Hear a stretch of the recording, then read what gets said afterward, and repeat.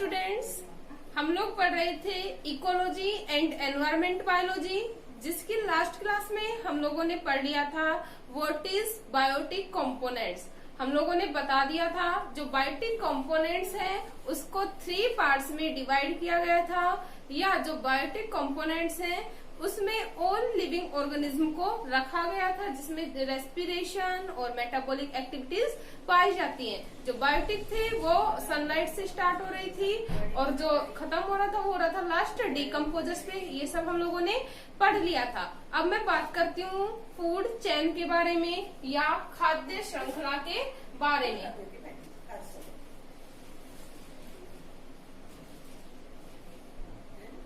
Food chain के बारे में देखिए स्टूडेंट्स, फूड चेन के बारे में जानने से पहले हम लोग बात कर लेते हैं प्रोडक्टिविटी की या उत्पादकता की। व्हाट इज प्रोडक्टिविटी या उत्पादकता। तो देखिए स्टूडेंट, प्रोडक्टिविटी या उत्पादकता क्या होती है। प्रोडक्टिविटी या उत्पादकता, जैसा कि नाम है, उत्पादकता किसी भी पारिस्थितिकी तंत्र में जीवों द्वारा उत्पादन कुल ऊर्जा की मात्रा को ही क्या कहा जाता है, उत्पादकता। मतलब अगर हम सटीक डेफिनेशन की बात करें तो किसी पारिस्थितिकी तंत्र में जीवों द्वारा उत्पन्न या जीवों द्वारा निर्माण की गई कुल ऊर्जा की मात्रा ही क्या कहलाती है, प्रोडक्टिविटी कहलाती है। जो प्रोडक्टिविटी होती है वो होती है 2 टाइप्स की या 2 प्रकार की प्रोडक्टिविटी है। वो कितने टाइप्स की होती है, 2 टाइप्स की। जो फर्स्ट होती है वो होती है नेट प्राइमरी प्रोडक्टिविटी और सेकंड होती है ग्रॉस प्राइमरी प्रोडक्टिविटी। फर्स्ट होती है नेट प्राइमरी प्रोडक्टिविटी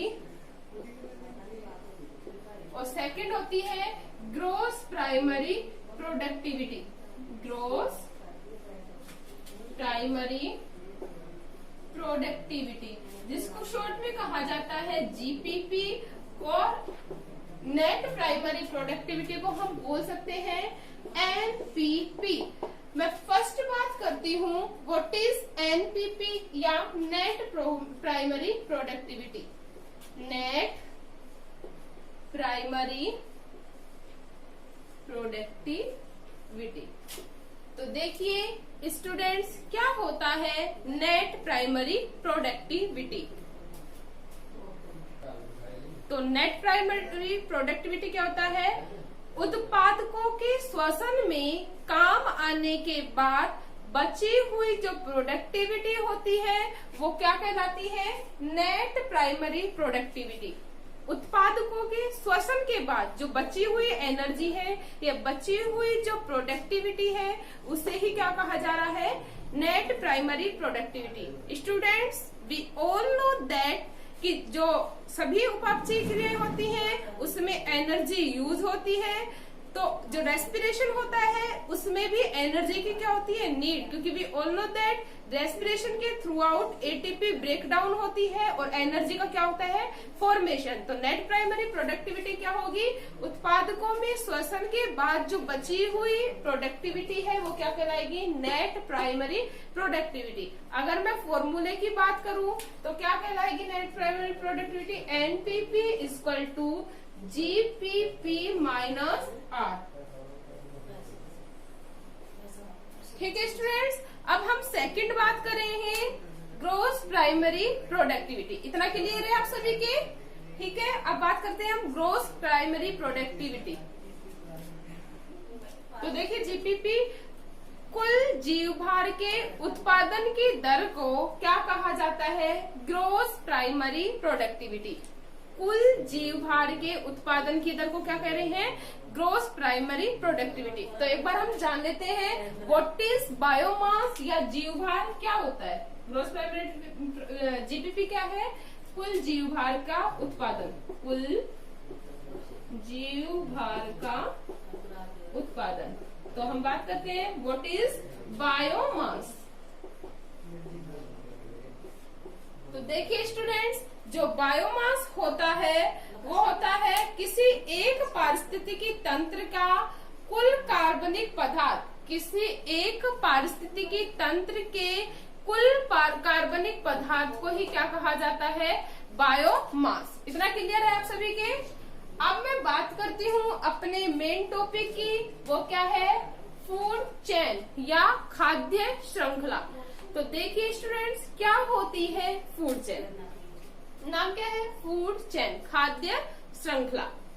खाद्य श्रृंखला एक निश्चित चेन होती है या एक चेन होती है जिसमें जो जीव होते हैं वो एक ट्रॉपिक लेवल से या one trophic level to another trophic level energy का क्या किया जाता है, ट्रांसफर किया जाता है। इसे ही क्या कहा जा रहा है, फूड चेन। मतलब one trophic level to another trophic level energy के ट्रांसफर को ही क्या कहा जा रहा है, फूड चेन कहा जाता है। वी ऑल नो दैट जो एनर्जी का ट्रांसफर होता है या जो एनर्जी हमें ऑब्टेन होती है वो कहाँ से होती है, बाय फूड। तो जो फूड के द्वारा एनर्जी का transfer one trophic level to another trophic level is known as food chain. मैं एग्जाम्पल की बात कर लेते हैं। देखिए स्टूडेंट्स, फूड चेन में पहले मैं बात कर लेती हूँ अपनी लास्ट क्लास की। हम लोगों ने लास्ट क्लास में पढ़ा था जो बायोटिक कंपोनेंट्स हैं वो कहाँ से स्टार्ट होते हैं, प्रोड्यूसर से। प्रोड्यूसर से पहले एनर्जी, प्रोड्यूसर एनर्जी करेंगे किससे, सन से। सन से प्रोड्यूसर, जो पृथ्वी पर मेन प्रोड्यूसर है अर्थ के ऊपर, वो कौन है, प्लांट्स। प्लांट्स सोलर ग्रेडियंट को या सोलर एनर्जी को यूज करके बाय फोटोसिंथेसिस प्रोसेस किसका फॉर्मेशन करेंगे, फूड का फॉर्मेशन करेंगे। इतना क्लियर है। उसके बाद हम लोगों ने बताया था फूड्स के जो फोटोसिंथेसिस के प्रोसेस के बाद बने हुए फूड को या प्लांट्स को यूज करते हैं कौन, हर्बीवोर्स। हर्बीवोर्स या शाकाहारी, जिसे हम लोगों ने बताया था प्राइमरी कंज्यूमर। ठीक है। उसके बाद हर्बीवोर्स को कार्निवोर्स,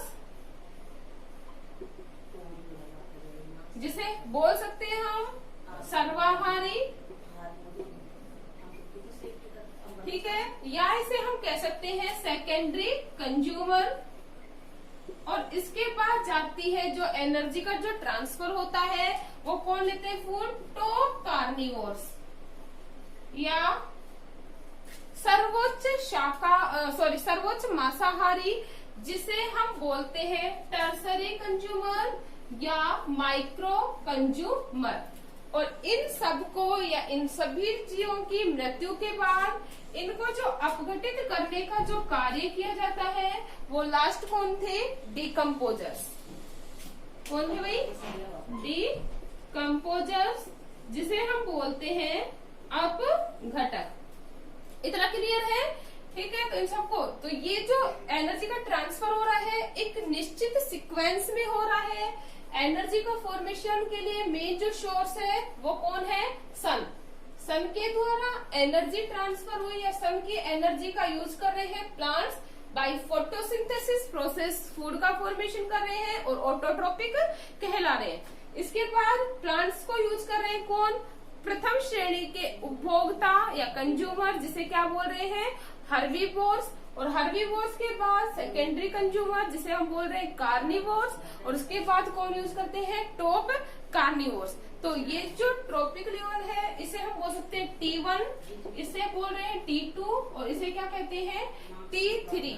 जो फूड चेन होती है वो ज्यादा स्तर तक बटी हुई नहीं होती।